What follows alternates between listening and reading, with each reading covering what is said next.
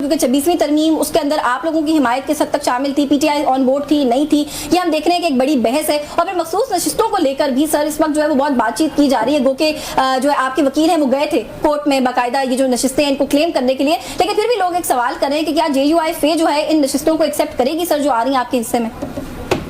بہت شکریہ آپ کا. بات یہ ہے کہ 26ویں ترمیم تو بالکل روشن کی طرح یہاں ہے، سب کے سامنے ہے، سب کو پتا ہے.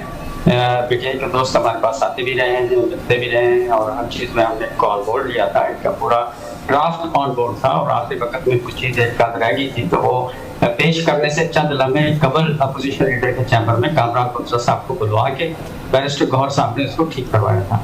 یہ تو وہ صورتحال ہے جو 26ویں ترمیم میں. سلمان اکرم، آپ کی بات انٹرپٹ کریں سر، سلمان اکرم راجہ صاحب کہہ رہے ہیں یہ غلط بیانی ہے، ہم آن بورڈ نہیں تھے.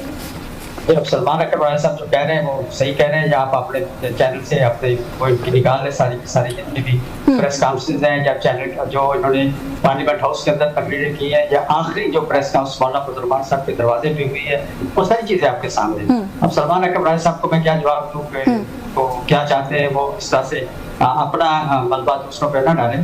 بات صرف اتنی سی ہے کہ جو ہم نے جو کچھ کیا بجائے اس کے ہمیں اپریشیٹ کرنے کے ہم نے ان کے ساتھ تعاون کیا، اتنی کلاسز ہم نے ڈیلیٹ کروائی.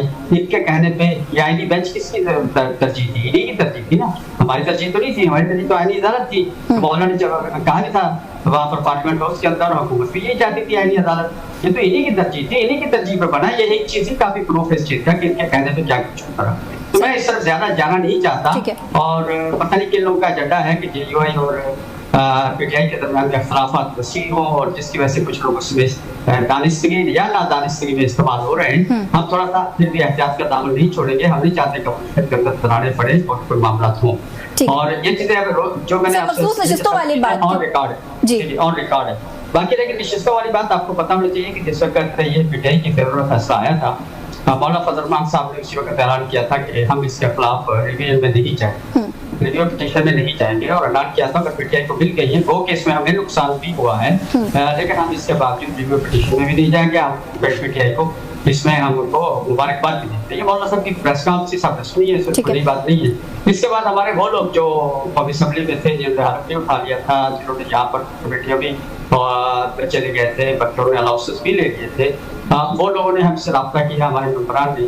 تو انہوں نے کہا کہ ہم ڈائریکٹ ہم اپنے طور پہ چلے جاتے ہیں، ہم متاثر ہوئے بحث سے پارٹی نہ جائیں. لیکن ہم نے ان کو اس پہ بھی سختی سے منع کیا تھا کہ آپ ریویو پٹیشن میں نہیں جائیں.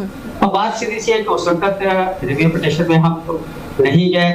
ہم نے سپریم کورٹ کے فیصلے کو آنر کیا اور پی ٹی آئی کے دوستوں کا خیال کیا. لیکن ہم آج اندازہ ہمیں تجربہ یہ ہمیں کہتا ہے کہ پی ٹی آئی کے دوستوں کے ساتھ جتنی بازی دوستی کر لو، وہ بات میں الٹا بلیم یہ میں ہمیں ہی کہیں گے. ہم آج ہم یہ نشستیں آج چھوڑ بھی دیں اور ہم پارلیمنٹ سے چھوڑ بھی دیں، کم بھی کرتے ہیں، انہوں نے پھر کل کو کوئی نہ کوئی چیز رکھ کے ہم کو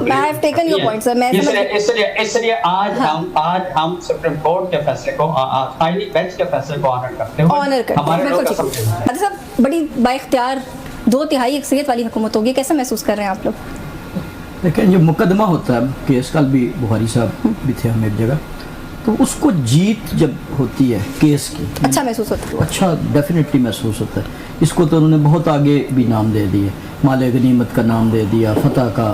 یہ پی ٹی آئی کے دوستوں کی بات کر رہے ہیں، پی ٹی آئی کے دوستوں کی. اور وہ آپ نے سن بھی لیا غوری صاحب نے کیا فرمایا کہ آپ جتنے بھی جتن کر لیں، اینڈ پہ آپ کو اگر الزامات کا ہی سامنا کرنا پڑتا ہے تو پھر کیوں نہ اس فتح کو اس کو انجوائے کیا جائے. اور یہ عدالت کی اور آئینی بینچ کی فتح ہے، اور قانون اور آئین کے عین مطابق ہے، کسی کے جذبات کے مطابق ہو نہ ہو، کہیں کسی جگہ پہ کوئی اور چیز کراؤڈ کی مرضی ہو نہ ہو. لیکن جب میچ ہو رہا ہوتا ہے تو وہ چاہے 10,000 اسٹیڈیم میں تماشائی موجود ہوں، تو میچ جو ہوتا ہے ٹورنامنٹ، وہ کھلاڑی بالر یا بیٹسمین تماشائی کی مرضی سے تو نہیں کھیلتا کہ ہاں جی 10,000 تماشائی ایک طرف تھے، وہ ٹیم کیوں جیت گئی. تو یہ سیدھی سی بات یہ ہے کہ یہ مثال ویسے اچھی دے دی آپ نے، کیونکہ بہت سے لوگ یہ کہہ رہے ہیں کہ آئین اور قانون کو کھیل ہی بنا دیا گیا ہے ملک کے اندر. کیونکہ جو بات آپ کر رہے ہیں نا سر، آپ نے کہا کہ آئین کے اندر تو سر بڑی پروپورشنل ڈسٹریبیوشن کی بات ہے، اس کا ایک باقاعدہ فارمولا ہے، اس فارمولا کو لگائیں. سر یہ فالتو نشستیں آپ لوگ کو تو نہیں؟ آپ بالکل ٹھیک فرما رہی ہیں، لیکن مجھے یہ بتائیں کہ آئین کے جو پروپورشنیٹ فارمولا جو بتا رہے ہیں وہ اس کی بنیاد کیا ہے؟ اس کی بنیاد اس جماعت کی اسمبلی کے اندر نشستیں ہیں، نہ کہ حاصل کردہ ووٹ ہے. یعنی اس سے پہلے بھی آپ 73 کے کسی بھی دور میں دیکھ لیں، جب خواتین کی اتنی نشستیں نہیں بھی تھیں، اس وقت جو یہ اسپیشل سیٹس تھیں، یہ